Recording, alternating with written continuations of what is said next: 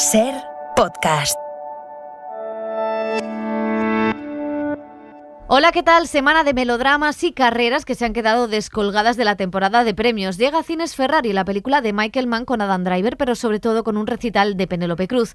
Con la actriz española, otra vez en el papel de una mama italiana, hablamos de este proyecto y de los 15 años de su Oscar. Además, tenemos nueva versión musical, esta vez del Color Púrpura, la historia de violencia y racismo que ya adaptó Spielberg. Hay documentales muy interesantes como Las cuatro hijas o Mientras seas tú, el testimonio de Karma Elías sobre cómo convivir con el Alzheimer. Y en series conversamos con Vincent Landon de Sangre y Dinero, otro de los títulos del año, y comentamos el regreso de Donald Glover con Señor y Señora Smith. ¡Acción!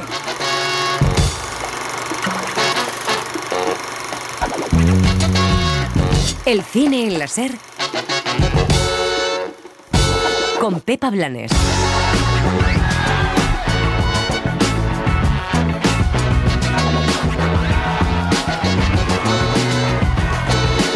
Los Goya son siempre la culminación de algo, una especie de fiestas después de que el profesor dé las notas, una especie de cierre de temporada en mitad del año.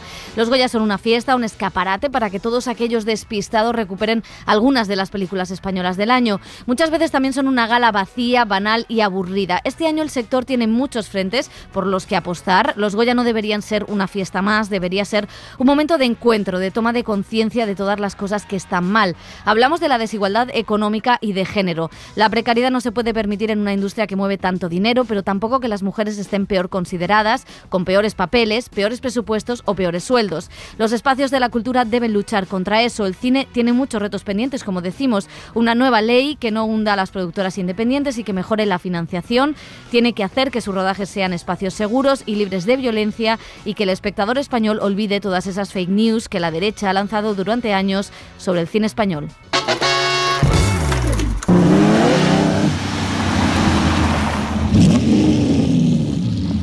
¿Qué te parece? No hay cenicero. ¿Eres una primadona? ¿Has intentado echar la ceniza en un coche a 200 por hora? Te estoy ofreciendo un coche nuevo que supera al Maserati. Y una mierda. El Maserati es más rápido y tiene cenicero. Si le añado un cenicero, ¿lo pilotarás en las 1000 millas?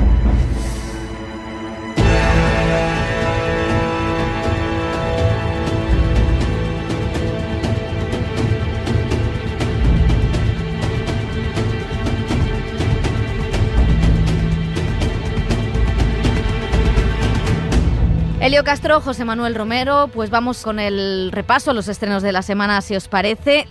Tenemos nada más y nada menos que a Penélope Cruz. Estaba enamorado. Y sigo estándolo.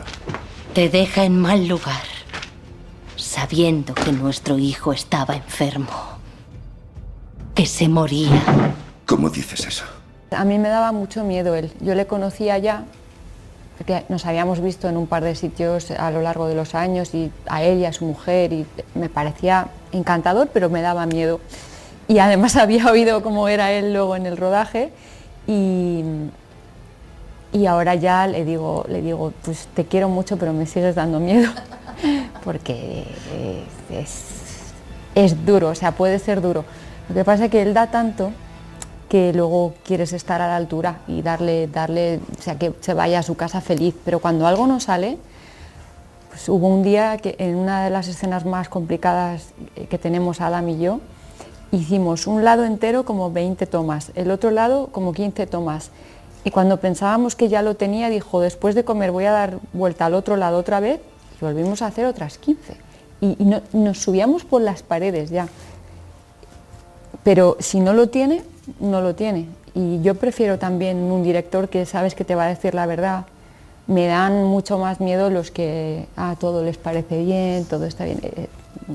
Yo creo que un director no puede tener eso. Ese chico va a heredar nuestra fábrica, nuestro apellido. Porque yo no quiero eso. Tenemos un hijo. ¿Un hijo? ¿2 hijos? 5 hijos. ¿Te crees que no le echo de menos? Voy a verlo cada mañana al cementerio. Yo creo que se reconoce como algo de la época, pero algo que también está aquí. Todos conocemos mujeres que están viviendo situaciones parecidas a la que vive Laura en la película. Y a mí me dio mucha pena cuando empecé a investigar sobre quién era ella y cómo había sido su vida y cómo era ella de verdad, porque había muy poca información y de hecho había muchísima. A mí no me gustaba lo que me contaba la gente en Módena o por la calle, o me iba a hablar con extraños o al mercadillo donde ella compraba, y mucha gente que me presentó Michael que fue importantísimo para mí llegar a ellos, porque al final tuve acceso hasta a cartas de amor entre los dos. Pero lo que encontraba de gente que la conocía más o menos era que le habían colocado un San Benito de era una loca, era muy difícil, la gente le tenía miedo, pero cuando empiezas a escarbar un poco y ves que era una mujer que vivía en una depresión profunda porque había perdido un hijo, porque además su marido estaba construyendo otra vida con otra mujer y llegó a tener otro hijo y vivía en las dos casas, y cuando Laura se enteró, el niño ya tenía, pues no sé si 7 u 8 años. Entonces pasó por cosas muy duras y yo lo que veía cuando investigaba era que no había compasión hacia ella, y creo que a Michael le pasó lo mismo, y eso nos encendió algo como una necesidad de darle una voz a ella que a la vez representa a tantas mujeres en la sombra, ¿no? En situaciones muy parecidas y también al día de hoy. La actriz protagoniza Ferrari, es la nueva película de Michael Mann, el director de Heat, El Dilema. Retrata la vida de Enzo Ferrari, el dueño y creador de esta fábrica de coches, esta marca, obsesionado con las carreras y salpicado también por la mala suerte. La historia del duelo de su hijo, de la relación con su esposa y con su amante, la cuenta el director en esta película, donde Ferrari es Adam Driver. Michael and I had met about something a year before, and one always wanted to work with him, obviously. He sent me this, I read the script, and the character was very much what he described.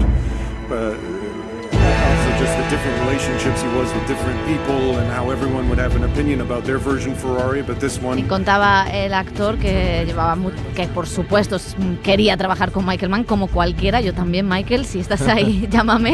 Michael.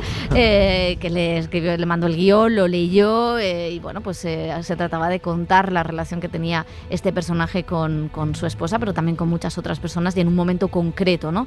De hecho, bueno, el director ha vuelto a rodar después de 7 años sin hacerlo, con 80 años, con una historia que le obsesionaba, la de contar la vida y milagros de este piloto y empresario de una de las escuderías y empresas de automóviles más conocidas, cuyo patrimonio creció al ritmo que crecía, qué casualidad, el fascismo en la Italia de Mussolini, algo que no se cuenta en la película. Michael Mann adapta la biografía de este empresario, omite, como decimos, algunas de esas partes, como esa relación con Mussolini, y hablaba de un contexto del director en Venecia, de por qué le interesaba el personaje y por qué la historia era algo universal. This is 1957. The economic recovery does not happen until 1962, 63. So life is difficult and everything is hand to mouth. And so one or two companies are going to survive.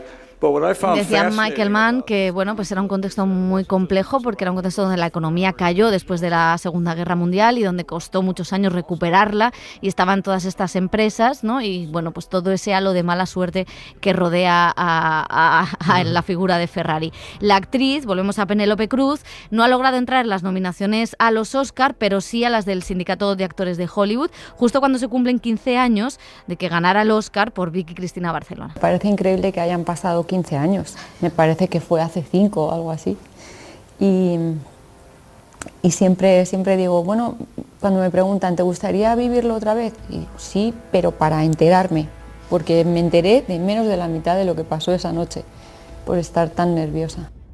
Bueno, pues es verdad que 15 años, ¿tú estabas ahí? Yo estaba ahí. Hace 15 años yo ¿Cómo estuve eras hace yo 15 años? De todo. Estuve en los pre-Oscar, en los post-Oscar y no, porque un día antes además ganó el premio del el Independent Spirit Award. Y efectivamente, y todo ese lío con el vestido que lo cambió en última hora. Sí. Y luego, después del Oscar, pues pasó otra vez por el hotel. Y se volvió a cambiar de vestido. No, llevaba el de los Oscar. Él llevaba el de los Oscar. Pero sí, bueno, lo tengo ahí como una de esas cosas que son importantes vivirlas. Y claro. se lo entregó Tilda Swinton, ahora protagonista de Almodóvar. Sí, sí, no, todos los círculos se cierran siempre en el mundo de Almodóvar. Sí, la verdad es que la verdad es que me parece que Penélope Cruz está estupenda en este papel de Laura Ferrari, que podría ser otro papel de italiana excéntrica y gritona, ¿no? Que es un poco en español la gritona, el de Vicky Cristina Barcelona, pero creo que no, creo que le da una profundidad y que a mí es lo que más me gusta de la película. Reconozco que ella está estupenda, que es verdad que hay escenas que a lo mejor tienen ese registro, pero luego consigue darle una profundidad a un personaje herido, a un personaje de una mujer que también construyó el imperio, que también fue empresaria, que también hizo que Ferrari fuera la marca que hoy es y sin embargo nunca ha estado reconocida. Me parece que la incidencia en eso es positiva y es lo que me gusta de la película, que luego me parece que es un drama sin más, donde hay oficio, porque Michael Mann es maravilloso, pero a diferencia de Ali, que él hizo la biografía de Ali y donde estaban los claroscuros del personaje, sí que se metía mucho más adentro. No sé si es que la historia italiana quizá a lo mejor no la controla tanto, pero me parece una biografía mucho más superficial para un director como Michael Mann, donde sus historias son siempre tan complejas, ¿no? Sí, a mí tampoco me ha interesado mucho porque... Primero, los coches no es que me fascinen, aunque bueno, es que la mitología de ninguno tenemos coche. Ni tenemos coche, ni tenemos coche ni carné. Y las carreras de coches tampoco es algo que me apasionen, pero bueno, ha habido películas como Las 24 horas de Le Mans que se veían muy bien, algunas otras que... Y esta, en cambio, a mí me parece que salvo ese hecho trágico y la figura de ese piloto español, que luego de Alfonso de Portago, que también es muy interesante ver que había un noble ahí que se metió en Ferrari siendo piloto de coches. Pero la historia en sí no parece de Michael Mann. A mí la impresión es que no parece de Michael Mann, ¿no? O sea, le falta tensión, le falta un hombre obsesionado con la velocidad, pero luego, dentro de la película, hay otra serie de cosas como su rivalidad con los Maserati, que estaba arruinado, como el intento de que le compre la Fiat, ¿no? O sea que a mí me parece que tiene una serie de elementos que podrían hacer de la historia algo mucho más interesante. Y luego Adam Driver, que de verdad está haciendo todo Gucci, ahora Ferrari, solamente le falta... Se cabrea con eso. Lorenzo el Magnífico y Versace, ¿no? Hombre, realmente se está haciendo una filmografía de Adam Driver con mejores o peores papeles que dices tú, madre mía, con lo joven, o sea, un actor muy joven, Michael Mann, Ridley Scott, Francis Ford Coppola, Megalopolis es uno de los protagonistas que tú dices, más quisiera alguien tener, haber emergido así como actor joven o de mediana edad con ese currículum. Es verdad que en esta peli es un Adam Driver apagado, o sea, creo que no tiene esos matices el personaje. Es problema de guión, de la propia historia, creo, del punto de vista, del enfoque de la historia, no tanto de dirección, que sí que tienen momentos que están bastante bien. Y luego pensaba que como que había muchas cosas interesantes en la película no explotadas. Lo que tú decías, por ejemplo, de Fiat, que es un poco lo que pasaba con Balenciaga y el Pret-a-Porter. De adaptarse a los tiempos.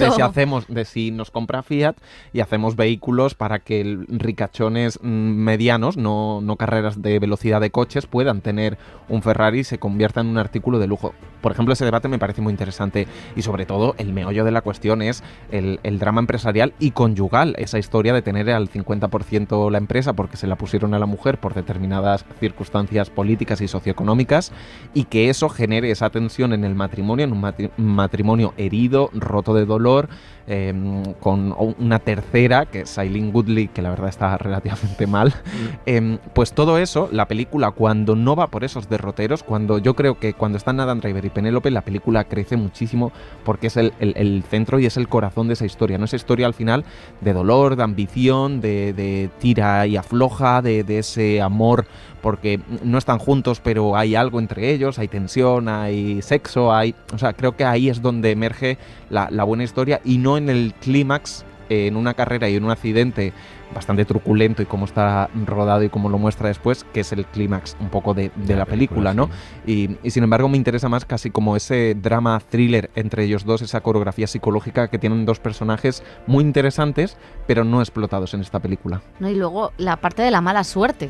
Quiero decir que eso sí que me parece casi como esa maldición, ¿no? De que todos los pilotos, de que todo salía mal, de que la muerte acechaba, quizá porque no habían conseguido el dinero de manera limpia. No lo sé, quizá el karma. También hay algo como de ese baile naturalizado con la muerte en ese mundo, ¿no? Como Sí. que, no sé, en momentos La frialdad los que pilotos... asiste como mueren sus pilotos. Y luego una cosa que, claro, ahora nos parece una barbaridad, y es que las carreras de coches se hacían por carreteras normales, con gente. claro. con gente de Roma a Bolonia. Esta carrera que recrean, la Miglia esta, es que era una barbaridad de carreras, ¿no? Claro, se prohibieron a raíz de este accidente. Bueno, que sepáis, porque esto lo dice Javier Ruiz en muchas de las reuniones, que los Ferrari se venden ahora como churros. No será porque los compremos en el cine en láser, Pues pero hay gente que tienen los algo compra. como el Gucci de Sí. El Adam otro día Driver, ¿no? estrellaron uno en la Castellana. ¿Es verdad? Un Ferrari. Que es esto un poco como Habrá que preguntarle a Javier Ruiz, que ha sido él. Son un poco como de lujo, pero también como muy aceptados por el rico choni, ¿no? Sí, como sí. Gucci ahora y los chándal. Exactamente. A favor, pero bueno. Yo quiero un Ferrari. Bueno, durante la presentación nos vamos a poner serios de la película en Madrid. A la actriz también le preguntábamos por los casos de agresiones sexuales en la industria del cine y el camino para erradicar esos comportamientos. Ella desveló que estaba trabajando en un documental que algo tenía que ver con esto. Estamos muy lejos por llegar a un lugar de igualdad, pero no, yo contestando a esto no me gustaría que fuera una respuesta que hace referencia solo al mundo del cine. De hecho, estoy desarrollando una película sobre estos temas porque son temas que me importan de verdad y que me da muchísima rabia y pena que sigan muriendo tantas mujeres en nuestro país, en tantos lugares del mundo, pero en nuestro país, mujeres que cuando encuentran la fuerza descomunal para acercarse a denunciar, a hablar, ¿por qué no lo quiero llevar solo a lo que pasa en el cine? Que evidentemente pasa aquí y en cualquier lugar del mundo.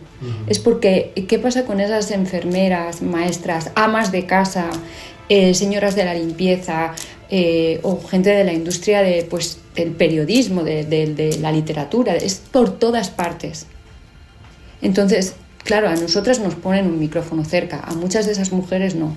Quien menos voz tiene, igual que Laura no la tenía, bueno, pero ya hay casos de gente que está viviendo un auténtico infierno en sus casas con hijos y que no saben, que no tienen escapatoria.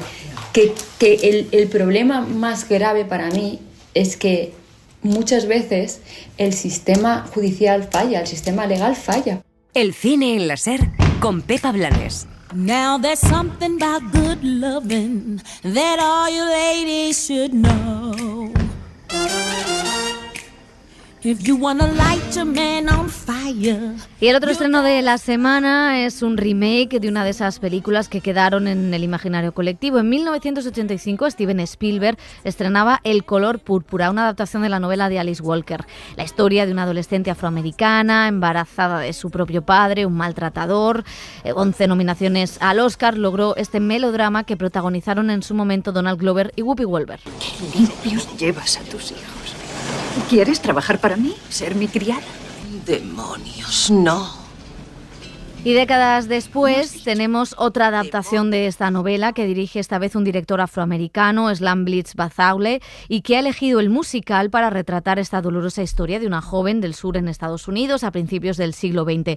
Fantasía Barrino, Taraji P. Henson, Colman Domingo o Daniel Brooks, nominada al Oscar a Mejor Actriz de Reparto, forman el casting de esta versión. Buenas tardes. Necesito una mujer. Aunque tengamos que separarnos, tú y yo somos un solo corazón. ¡Fuera de mis tierras! Te escribiré todos los días. Solo si me muero dejaré de escribirte. I don't need you to love.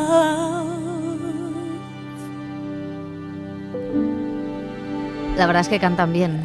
Sí. Bueno, claro, lo mejor de la película son las canciones. Es alucinante lo bien que cantan todos los actores. O sea, creo que no hay un musical donde todos los intérpretes tengan ese dominio, ¿no?, de las voces. Luego ya hablamos de si la mejor manera de contar esta historia era el musical o no, que entiendo que la decisión viene por rebajar la dureza de la propia historia, pero a mí me parece un poco de opereta falsa, ¿no? Sí, bueno, es un dulce acaramelado envuelto en azúcar y y con un final bastante pues simplista, ¿no? Me parece a mí.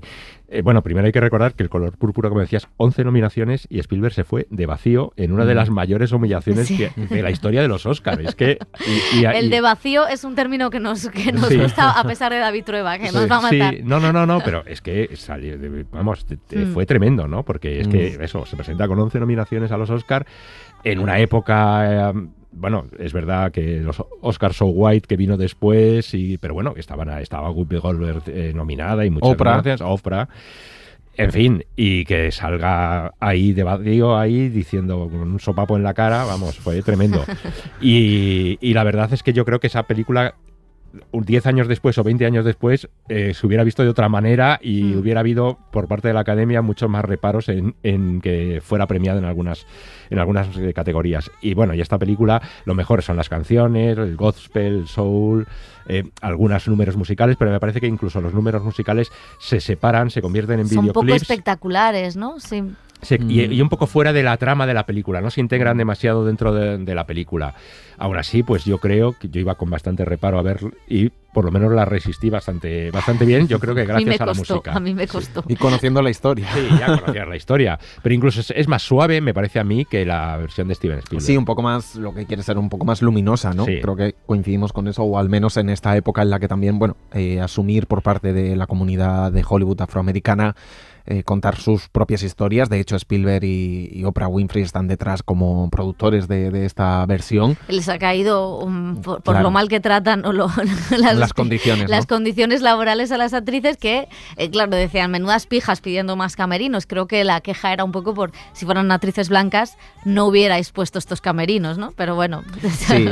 Y bueno, y creo que el elenco está bien, ¿no? Es verdad, Daniel Brooks está bien, son papeles también un poco estereotipados, esto lo hablábamos, la joven que hizo de La Sirenita también tiene en la primera parte el papel, Taraji P. Henson siempre es esta cosa arrolladora que tiene, ¿no? Como diva del jazz de Colman de la Domingo, época. que es su año. Domingo, que también está nominado al Oscar por Rustin, por una historia con la que dialoga de alguna manera, pero es verdad que no voy a hablar de frivolidad, pero sí que es extraño ver violaciones de un padre a una hija, violencia machista, maltrato. Incluso la historia del lesbianismo está súper Sí, claro.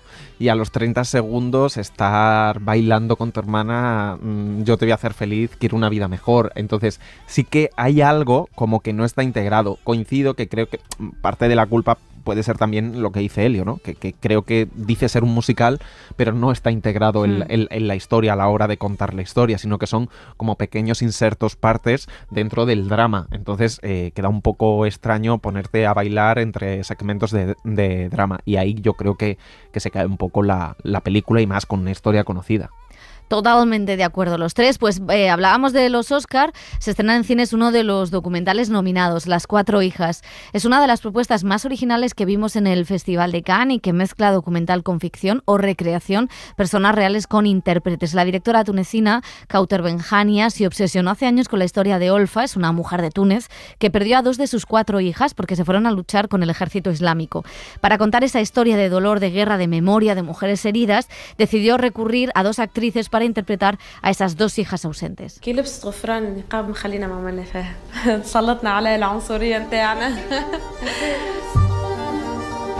Y la directora ya estuvo nominada al Oscar con su anterior película, El hombre que vendió la piel. Ahora compite, como decimos, en la categoría de documental con esta cinta que dice debe servir para luchar contra las guerras. J'ai écouté une interview d'Olfa. À l'époque, elle a rendu publique l'histoire de ses filles. Escuché una entrevista a Olaf en aquella época en la que ella hacía pública la historia de sus hijas y sentí enseguida un impulso, una intuición que me decía que había una historia interesante que contar. Pensé que lo primero sería comprender por qué esas 2 jóvenes chicas eligen embarcarse en ese camino. Quería comprender por qué en aquel momento no tenía respuestas. Donc c'était l'occasion de plonger dans une histoire vraie pour comprendre. J'ai commencé à filmer un documentaire normal. Comencé a rodar un documental normal, pero no funcionaba. Estaba perdida y me costó encontrar la forma correcta de contar la historia. En esos años intimé mucho con Olaf y con sus hijas, porque era la única persona que no las juzgaba. Me gané su confianza, fui su única amiga. He compartido con ella todas mis dudas. Para mí son como compañeras, no son objetos que rodar. Pero ya iba a abandonar el proyecto, rodé mi película anterior, El hombre que vendió su piel, y vi que el deseo por contar esta historia era todavía mayor. Me interesaba el pasado y eso no lo podía contar sin las recreaciones. Una fórmula que es un cliché en realidad. Busqué entonces a 2 actrices para las hijas ausentes y para mí era importante también encontrar una actriz que hiciera de espejo de Olaf, porque es un personaje lleno de contradicciones y escondía su personalidad. No es ficción, pero tenemos actrices y eso ha dado un intercambio muy libre entre personajes y actores. Où les vrais personnages dirigent les acteurs et les acteurs leur posent des questions. Je pense que dans les conflits, la souffrance est globale, hommes et femmes. Creo en los conflictos, el sufrimiento es global para hombres y para mujeres. Es verdad que a mí lo que me interesaba era el relato de las mujeres, que no es lo típico, porque en general siempre las historias de este tipo hablan de los hombres. Efectivamente, para las mujeres hay una dimensión más fuerte, pero creo que los conflictos traen miseria para todo el mundo. Mais je pense que les conflits, c'est la misère pour tout le monde. Au fait, moi, j'aime bien m'affronter aux clichés. Me gusta confrontar los clichés. Cuando nos adentramos en la vida de alguien, yo no pienso si mis espectadores van a ser occidentales o van a ser japoneses. Yo no funciono así. Hago una película teniendo en cuenta mi mirada y soy consciente de los clichés. Pero no soy una ingenua y sé que la mirada occidental está condicionada por el cine americano, donde los árabes siempre son el personaje secundario, nunca el principal, de modo que pierden la complejidad de esos personajes protagonistas. D'un personnage secondaire. Oui, bien sûr, c'est important. D'ailleurs, ça sert à ça, en fait, tous les circuits. Le film a eu sa première à Cannes. Es muy importante también haber estrenado en Cannes, porque esa ventana para este tipo de cine funciona. Los directores no hacemos películas para nuestros amigos. La ambición de todos es que la gente las vea, y el Oscar aumenta el interés en torno a una película, sobre todo una película independiente y documental que está subtitulada en árabe en un mundo donde solo se valora el entretenimiento. Entertainment et tout ça. Donc, ça aide, oui. Pues Katia Benjania en una apuesta radical, o bueno, una apuesta compleja porque es un tema muy duro, donde metes actrices, donde se le podía ir por todos lados. ¿Qué te parece, José? La verdad es que es súper interesante lo que hace el artefacto, ¿no? Porque estás todo el rato viendo un documental y una historia real narrada en 2 partes por la propia directora y por la protagonista, por esa madre, pero incluso la madre tiene una actriz sustituta por si no aguanta las escenas de claro, color. Ella decía que más que eso era que Olfa era un personaje que ya se estaba interpretando a sí misma, que había dado tantas entrevistas que en realidad, cosa que es muy curiosa porque habla de quiénes somos, incluso de cómo actuamos constantemente. Entonces decía, Olfa no estaba contando la verdad, Olfa ya estaba cometiendo, como repitiendo las mismas comidillas que no eran ya real, ¿no? En un personaje, ¿no? Entonces es interesante todo el dispositivo, en el sentido de que cuando Olfa tira para el frente y cuenta la historia, y cuando dice no, pero se la cuenta a la actriz. Entonces, todo ese mensaje, el lenguaje, cómo se desarrollan, lo de las 2 hijas que se fueron con el Estado Islámico, tener actrices, cómo reaccionan, ¿no? a la representación. Hay una teatralización de muchas de las escenas que pasaron, incluso escenas de violencia.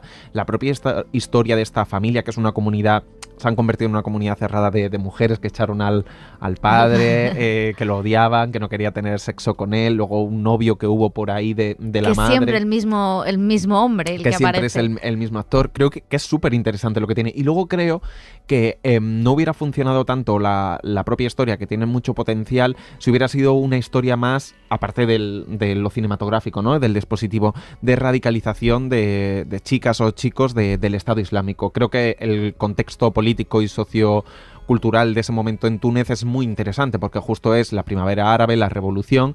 Y lo que no quería, o sea, lo que se propugnaba desde las instituciones es que no llevaras el hijab y el niqab ¿no? O sea, que las mujeres no se taparan.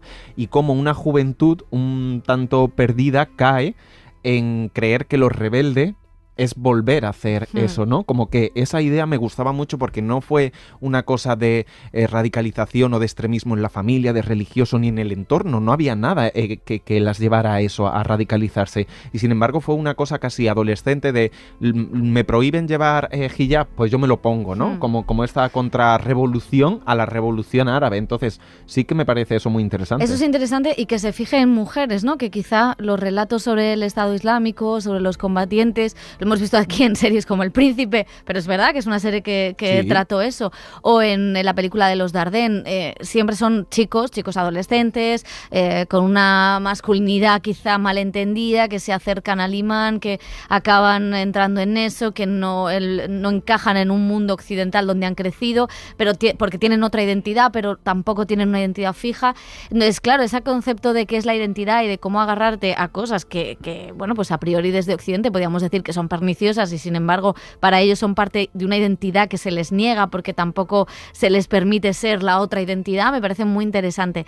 Y el hecho de, al final creo que es una película que se centra más en cómo contarnos y en cómo entendernos, y cómo la ficción o cómo la recreación o cómo la actuación o cómo nos presentamos ante los demás o nos vemos reflejados en los demás, pues dice más de nosotros o nos hace comprendernos, que tiene un poco que ver con la película de Todd Haynes, que ya hablaremos, ¿no? De cómo al final la interpretación o la ficción o que un actor interprete hace que tú te veas, ¿no? Y entiendas cosas de ti o veas cosas de ti que habías intentado borrar. Y eso me parece interesante. Es verdad que, lo decíamos fuera de micrófono, es un poco gritona, ¿no? A veces te pone un poco de los nervios, pero yo creo que es una mirada muy, muy, muy interesante y una propuesta curiosa. Pero también básicamente porque no salen prácticamente de las 4 paredes de la casa, con lo cual también hay todo un movimiento por las habitaciones donde recrean cosas que han pasado y claro, al final surge la tensión o cosas en las que no están de acuerdo, no las recuerdan de la misma manera, y creo que es muy interesante la película.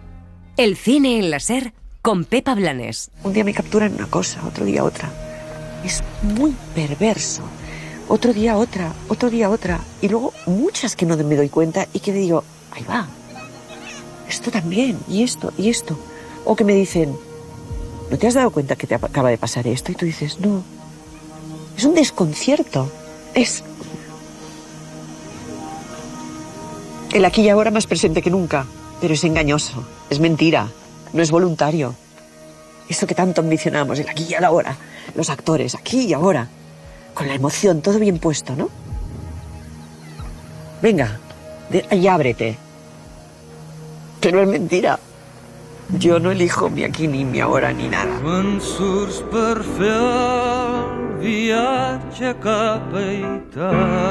Bueno, pues el juego entre realidad y ficción, entre lo mostrado y lo oculto, están también en otro documental. En este caso es un documental español que llega a cines, Mientras seas tú, un documental de Claudia Pinto que sigue a la actriz Karma Elías en su día a día con el Alzheimer. Es un recorrido por su carrera, por sus personajes, en una película donde todo se desvanece y que está nominada al Goya. He sentido auténtico pánico por muchos momentos, porque yo además he hecho mucha ficción. Es verdad que en la ficción también me intento meter en territorio de lo desconocido, incluso a nivel literal, ¿no? A nivel geográfico, de meterme en el volcán de La Palma a rodar o irme al Amazonas a rodar, pero también historias que me dan mucho miedo, ¿no? O sea, siempre intento, cuando hago algo más autoral, intento buscar en esas cosas de las cosas que me inquietan y que no me dejan dormir, ¿no? Y claro, a mí la enfermedad de mi amiga es algo que me inquieta y que no me deja dormir. Entonces, claro, de repente me da igual si es a través de la ficción o de la no ficción.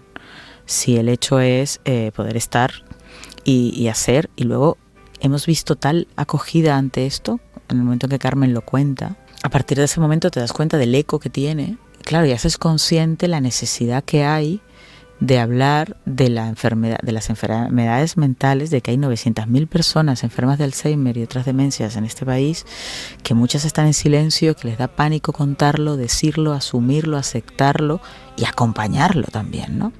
Bueno, pues la verdad es que es una película preciosa, que indaga en la enfermedad, pero también en el poder de la actuación y de la creatividad, y de la necesidad de seguir, ¿no? Es una cosa... Sí, y además que te atrapa desde el principio. Si no conocieras el caso, o sea, ver a esa joven actriz que le preguntan en un programa de televisión, ¿a qué tienes miedo? Dice, a quedarme en blanco, a no saber mi texto. Muy fuerte. Y eso es lo que le pasa, y luego vemos inmediatamente como en la película Las consecuencias de Claudia Pinto le va pasando eso, se va quedando en blanco, ¿no?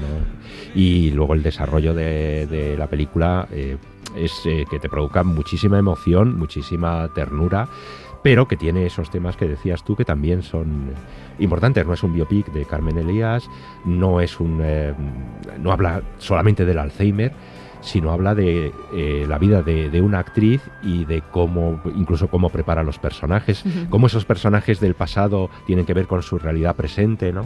Cómo se pueden gestionar las emociones en un caso así, ¿no? Habla mucho también de eso, sobre todo cuando va al estudio de Juan Carlos Corazza y abre su maleta de recuerdos, todos los libros de teatro que ha hecho, y creo que también como documental pues tiene cosas interesantes, cómo dialoga con las propias películas de Claudia Pinto, ¿no? Con la que interpretó a un alter ego de la madre de la directora, también con las consecuencias, que yo recuerdo hace unos años en Málaga entrevistarlos y vemos el backstage de cómo fue eso, de que todavía no había dicho lo de la enfermedad y ella iba a la rueda de prensa, a una alfombra roja, temblando porque no sabía si cuando le preguntaran iba a saber responder, ¿no? También en la exposición pública y cómo al final necesitamos entender algunas cosas y se pueden malentender, y creo que es súper emocionante, súper bonito y a la vez súper pedagógico lo que hace de decir...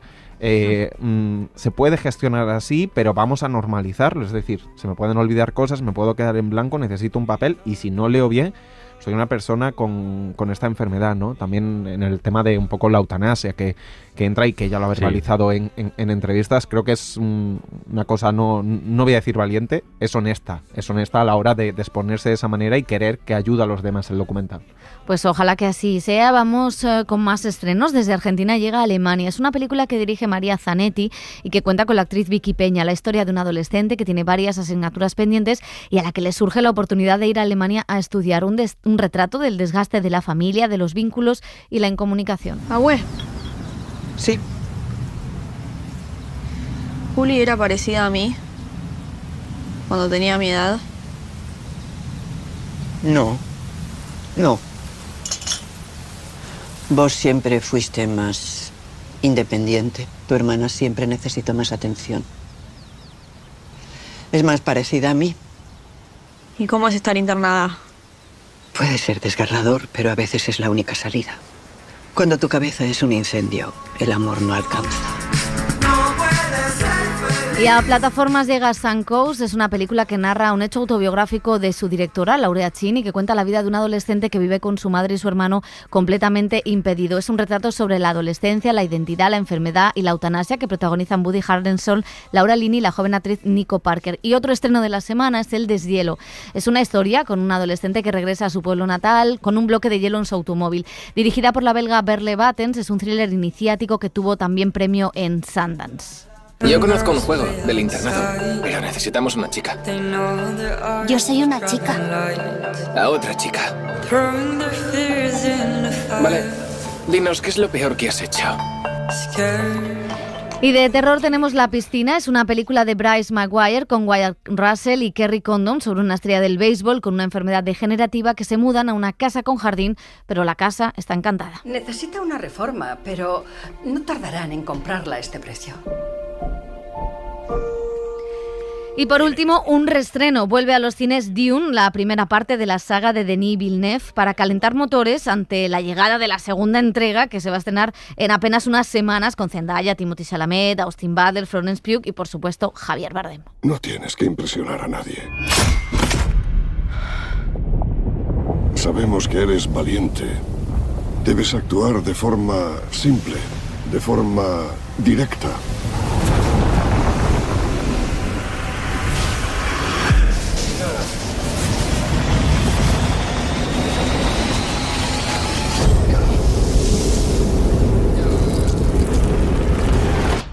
Sin florituras. Entendido.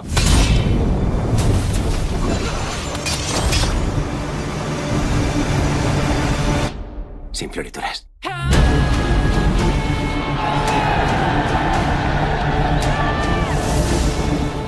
El cine en la SER con Pepa Blanes.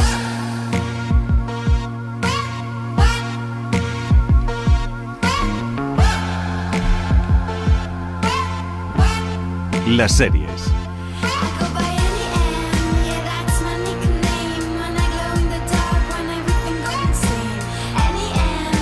Y en televisión es semana de estrenos internacionales y vamos a empezar con Corrupción francesa, porque no solo la sufrimos aquí, Dani Garrán, corrupción hay en todas partes. No se salva a nadie. Pensábamos que es una cosa valenciana, no, es una cosa global. Puede que la hayáis inventado, pero se ha extendido mucho. Nosotros hayamos hecho cosas que no creeríais, pero eso era. A ver, sois inspiración o a lo mejor hacéis... Modelo a seguir. A mí hay me gusta... mucho valenciano en esta serie. Sí, mucho... pero también creo que hacéis versiones más guays.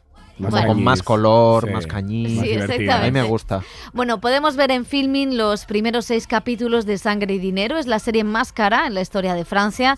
La primera del cineasta Xavier Giannoli, que ahonda en el caso de corrupción más grande del país, que vendía tasas de carbono para evitar el impuesto de la Unión Europea. Casi nada. Los medios de comunicación franceses lo definieron como el fraude del siglo. En 2008, 2 estafadores y un joven millonario desviaron a sus bolsillos miles de millones de un impuesto del carbono implementado por la Unión Europea para luchar contra el cambio climático. El director francés Xavier Giannoli se estrena en televisión con Sangre y Dinero, la serie que narra la puesta en marcha y las consecuencias de esta estafa. Le importaba un comino comprometer a unas chicas que querían ganar un dinero con su firma sin saber los riesgos que corrían. Porque al final esta historia acabó siendo un baño de sangre. Sí, un baño de sangre con miles de millones estafados. Y cuando eres funcionario público como yo, eso no es aceptable.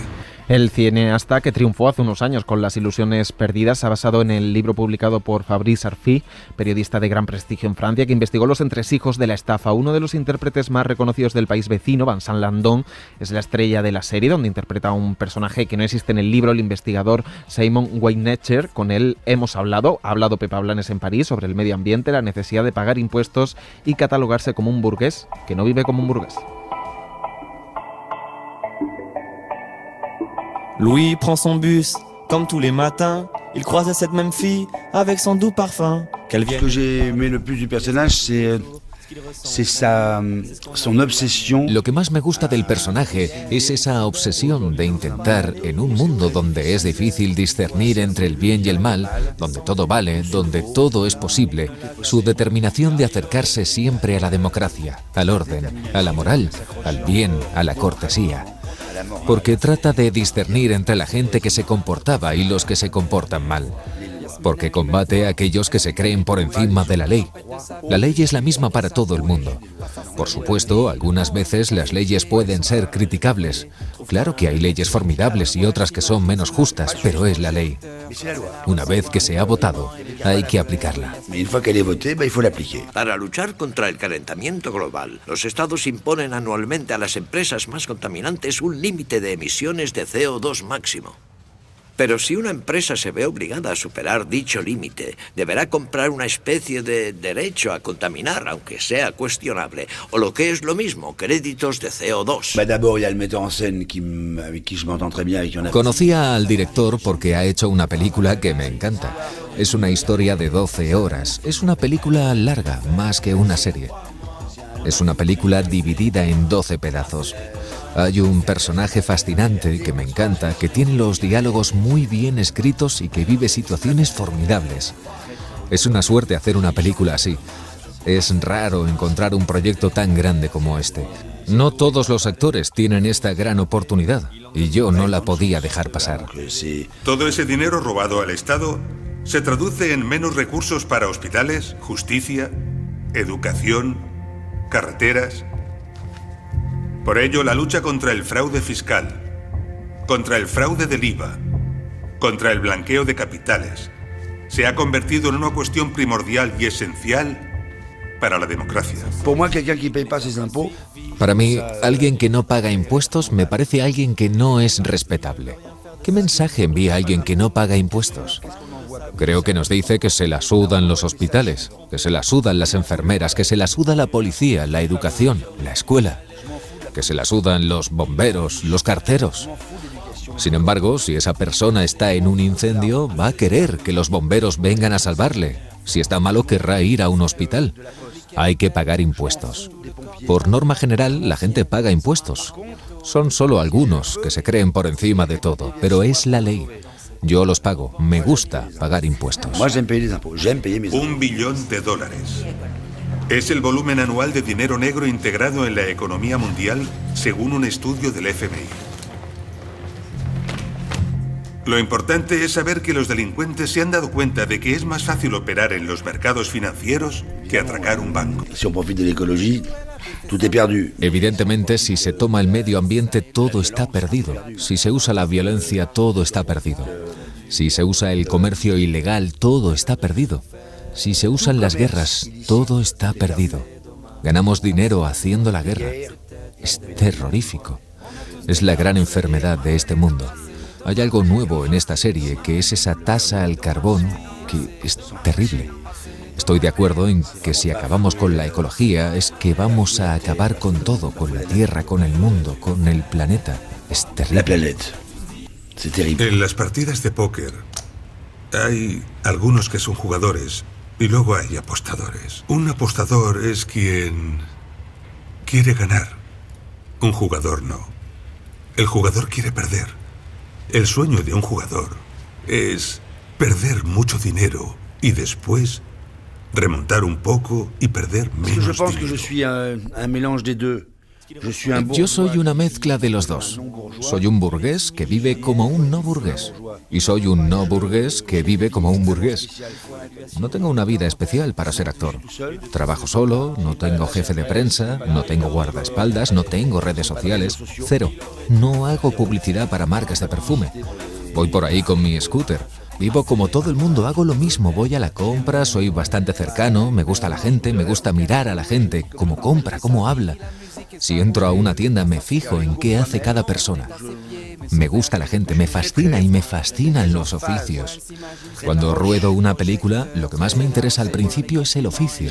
Cómo funciona, cómo manipula las cosas ese personaje.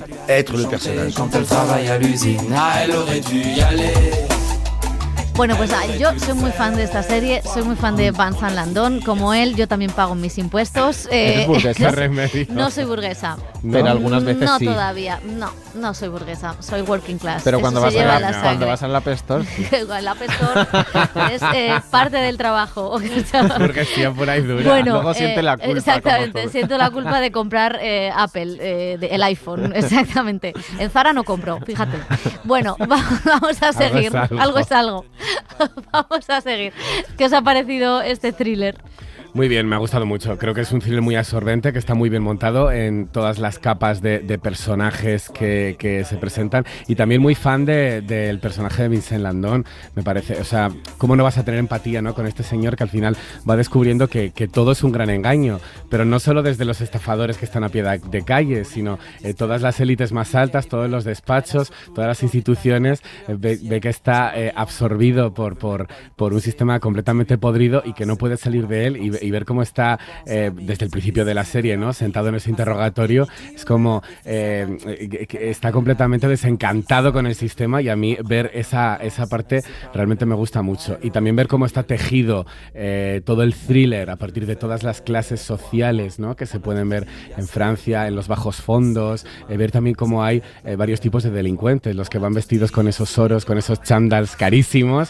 Valenciana, claro, y ver también pues los que están en sus despachos, que desvían dinero, que hacen llamadas telefónicas, que no se bajan tanto al barro, pero que al final todos forman parte de la misma red corrupta y podrida. A mí es una de las cosas que más me gusta es quizá eso, ¿no?, el clasismo dentro de la propia de la propia AMPA. Sí que hay algo curioso, y es que, claro, se centra en la comunidad judía. Tanto en los árabes judíos de Túnez que viven en Belleville, que es un barrio multicultural, donde las cosas funcionan con unos códigos diferentes, a esos judíos que son una élite empresarial, financiera, ¿no?, y que dominan pues parte del tejido financiero de Francia. Y otra cosa curiosa que hace que el thriller sea un poco distinto a quizá otros thrillers de corrupción o de un policía que investiga, ¿no?, que en la estructura es más parecida, es que el contexto es el de la crisis económica, ¿no?, en el del hundimiento de todo un sistema, y eso me parece que hace que todo sea todavía más doloroso, ¿no?, esas ventas de la ecología, y visto desde ahora, ¿no?, porque en aquel momento el cambio climático era importante, pero no era vital como lo es ahora, ¿no? Entonces el ver que desde algo que deberíamos, no porque nos vaya a salvar, sino porque nos va a matar menos, deberíamos cambiar, y sin embargo como a raíz de eso también hemos metido la corrupción, ¿no?, como el ser humano es corrupto desde inicio a fin. A mí me gusta mucho, me parece que está muy muy bien interpretada y me gusta sobre todo todos esos matices en pequeñas cosas de la sociedad francesa. Estamos en febrero. Serie del año. No, por favor. Una de las series del año. Está muy bien. Es muy buen. Es demasiado pronto, pero no, es muy buen thriller. Está muy bien construido, está muy bien escrito, muy bien interpretado, está muy bien armado. Es potente, es contundente en la dirección, en cómo lo plantea. Creo que abre muchísimos temas. Es súper interesante eso que decía Pepa, lo de las tasas de carbono, cuando están en una conferencia y anuncian esto, ¿no? Que no va a haber impuestos entre la comunidad económica. Y ya alguien está visualizando la estafa. O sea, es increíble. Esa rapidez mental. ¿No? O sea, se levanta a aplaudir porque ha visualizado cómo yo hacer creo que dinero. si hiciera una estafa sería porque no me entero, no porque tuviera esa capacidad mental de montarla. Somos carne de estafados. Y soy valenciana. ¿Qué está pasando? Pues que hay que entrar. Atrás, te faltan oros y chándal. No, pero y me sobra Apple. Sí, no, pero es muy interesante también lo que comentabais, ese trasvase, ese intercambio entre los niños de papá, los nuevos ricos, ¿no? Que exhiben su lujo, y ese delincuente común de las calles que entra a lo grande, ¿no? Entra a los grandes negocios y donde ve dinero explotable. También toda esa red de empresas pantallas en paraísos fiscales, en países asiáticos, y cómo se firma y cómo te dan casi un pendrive para hacer transferencias. O sea, creo que es muy, muy interesante. Y luego también la creación de esa figura de un poco de la policía económica, de alguna manera, ¿no? No adscrita a la policía, porque también sospechas que en la policía puede haber una connivencia de corrupción, sino más suscrita a aduanas. No sé por qué. Sí, o sea, como que tienen muchas cosas, muchos de dónde estamos, de cómo se hacen las cosas y de cómo a veces tenemos la sensación, bueno, a veces no, casi siempre, de que los pillos siempre van por delante de todos de las instituciones. Quedan otros 6 capítulos porque la serie se ha dividido en 2, no temporadas. Es una, me lo dijo, lo siento, película para televisión. Toma. ¿En serio? Sí. Vincent Landon es un hombre de otra época, ha estado con Estefanía de Mónaco. ¿Y te dijo película de 12 horas? Sí, me dijo película de 12 horas, entonces todo está bien. Bueno, no es el único estreno internacional que ha llegado en los últimos días, porque no sé si os acordáis, pero hace casi 20 años Angelina Jolie y Brad Pitt se conocieron en la película Señor y Señora Smith. Ahora se estrena en Amazon un remake en formato serie.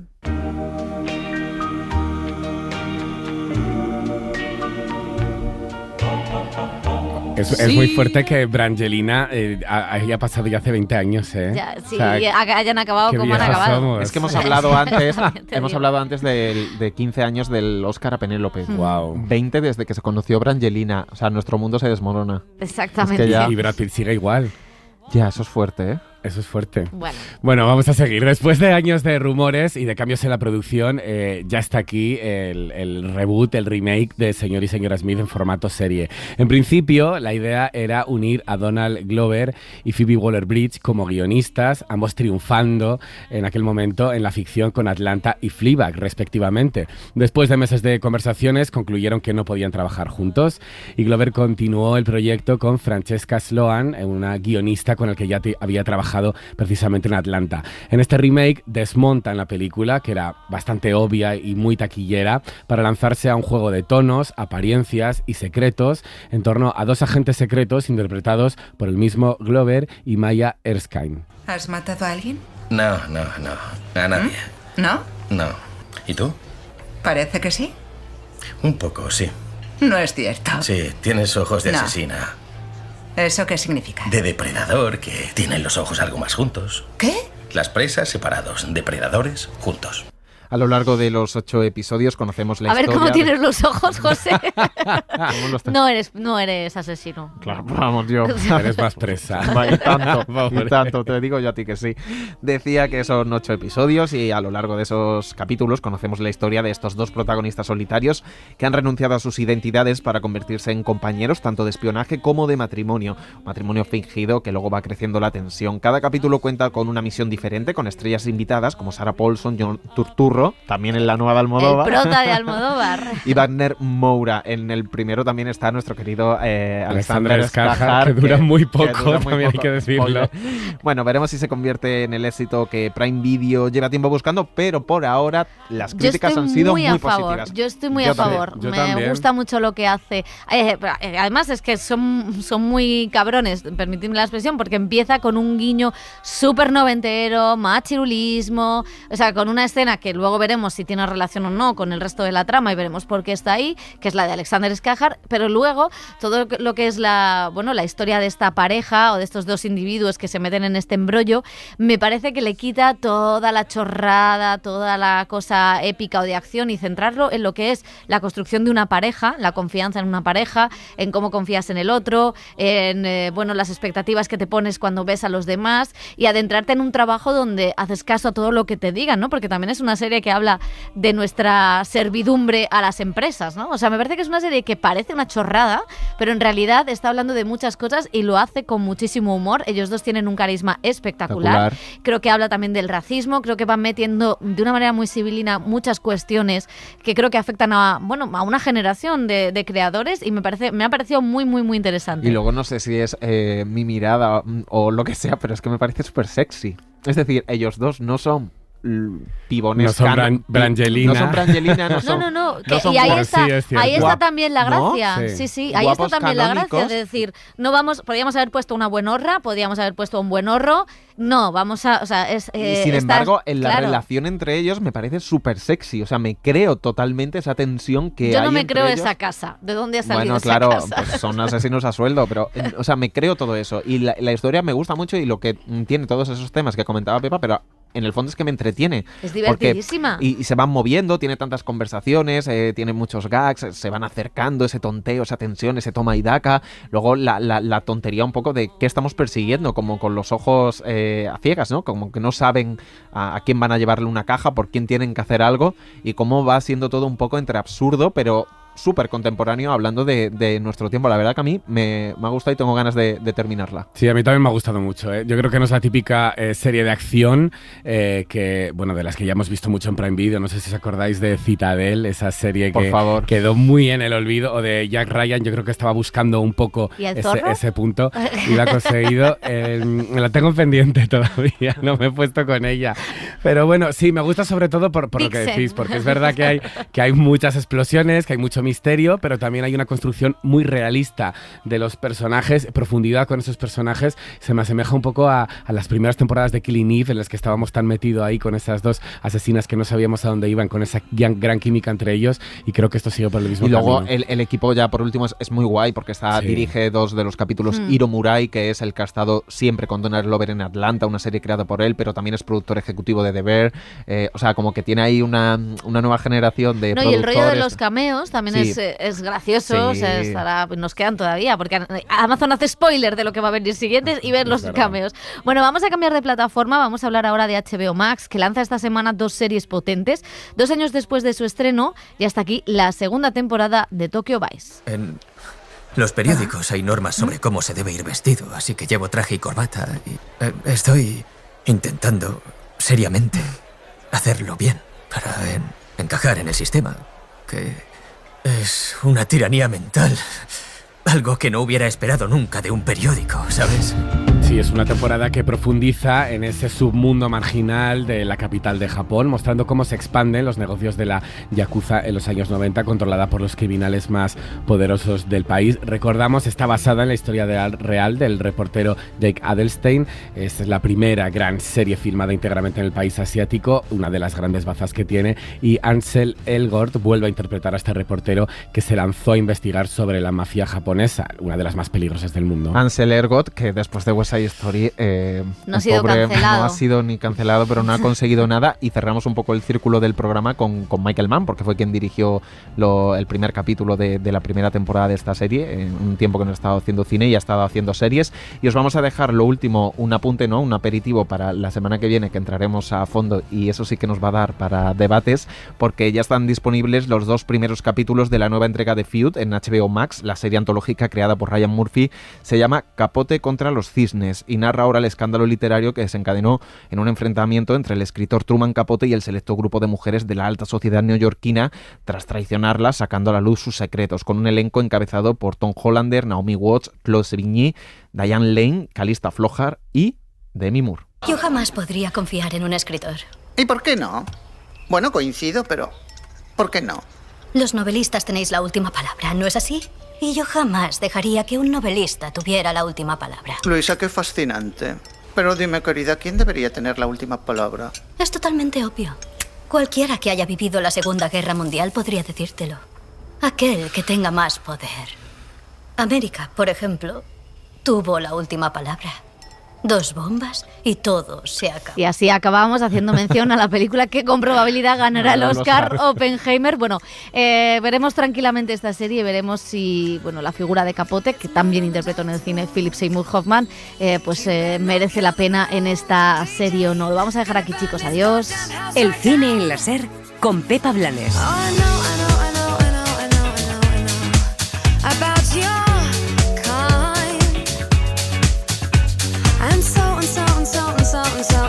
So I'll have to play.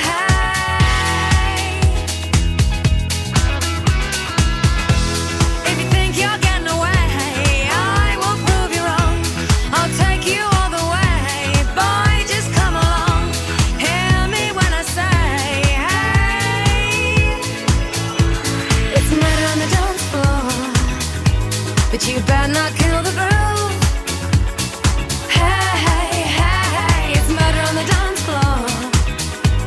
You better not steal the moves, DJ. Gonna burn this goddamn house right down. Suscríbete al Cine en la SER. Escúchanos en directo en la SER los sábados a las 7:30 de la mañana y los domingos a las 3 de la madrugada. Cadena SER. La radio.